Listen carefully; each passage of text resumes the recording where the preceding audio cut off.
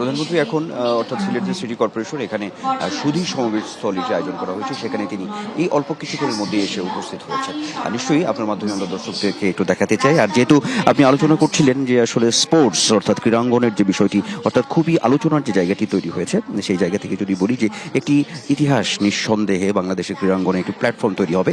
নতুন করে স্পোর্টসের যে উদ্বোধন কার্যক্রমটি হবে আজকে, প্রধানমন্ত্রী তারেক রহমান সেই কার্যক্রমে উদ্বোধন করবেন। সেটি আরও কিছুটা পরে অর্থাৎ সিলেট যে জেলা স্টেডিয়াম আছে সেখানেই আসলে মূলত সেই যে কার্যক্রমটি সেখানে তিনি উদ্বোধন করবেন। সেটা যে নির্ধারিত যে সময় সেটি হচ্ছে বেলা 3টা নাগাদ তিনি সেই কার্যক্রমের উদ্বোধন করবেন। আর একটু বলে রাখি, সেটি হচ্ছে যে প্রধানমন্ত্রী তারেক রহমান অর্থাৎ সিলেটে আগমনের পর এখানে তিনি যে হযরত শাহজালাল রহমতুল্লাহ আলাইয়ের মাজার জিয়ারতের পরে অর্থাৎ সিলেট শহর ঘেঁষা যে সুরমা নদী তীরবর্তী সেখানে চাঁদনী ঘাট, সেখানে একটি প্রকল্পের উদ্বোধন করেছেন। সেই প্রকল্পের উদ্বোধন শেষেই তিনি সিটি কর্পোরেশনে এই সুধী সমাবেশ স্থলে এসে উপস্থিত আছেন। এখন যে বিষয়গুলো একটু সামনে এসেছে, যে কথাগুলো আসলে বিভিন্ন মহল থেকে মূলত আলোচনার জায়গাটা তৈরি হয়েছে আজকে, সেটি হচ্ছে যে নতুন করে স্পোর্টসের ব্যাপারে।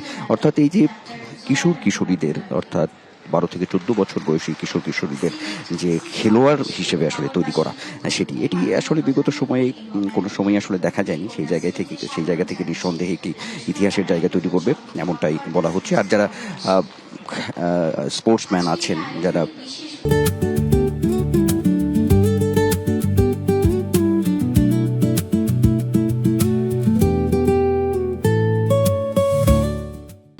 বুদ্ধা আছেন, নিশ্চয়ই সেই আলোচনাটি আছে, সেই আলোচনার মধ্যেই আপনারা আছেন। তো সেই জায়গা থেকে যদি আমি একটু যোগ করি, তাহলে তো বলাই যায় যে যেটি আমাদের স্টুডিও থেকে যে অতিথি তিনি আমাদেরকে আসলে বলছিলেন, সেই জায়গা থেকে আসলে বলাই যায় যে এই যে প্রতিভা অন্বেষণ, বিশেষ করে খেলোয়াড়, এটি নিয়ে বিগত সময়গুলোতে এগুলো নিয়ে বেশ আলোচনা যেমন ছিল, সমালোচনাও ছিল, যে প্রতিভাকে তুলে নিয়ে এসে সামনে আনা, সেই জায়গাটা নিঃসন্দেহে নিরসন হবে এমনটাই আসলে বলা হচ্ছে।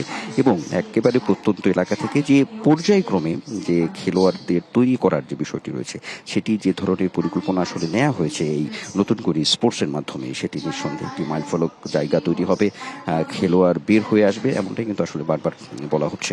তো তথ্যের জায়গা থেকে যদি বলি যে এই যে নতুন করে স্পোর্টসের জন্য যে রেজিস্ট্রেশন করেছেন সেই কিশোরীরা, তথ্যের জায়গা থেকে 1,60,000-এর উপরে সেটি সারা দেশ থেকে রেজিস্ট্রেশন করা হয়েছে। খুব অল্প সময়ের মধ্যে এটি হয়েছে।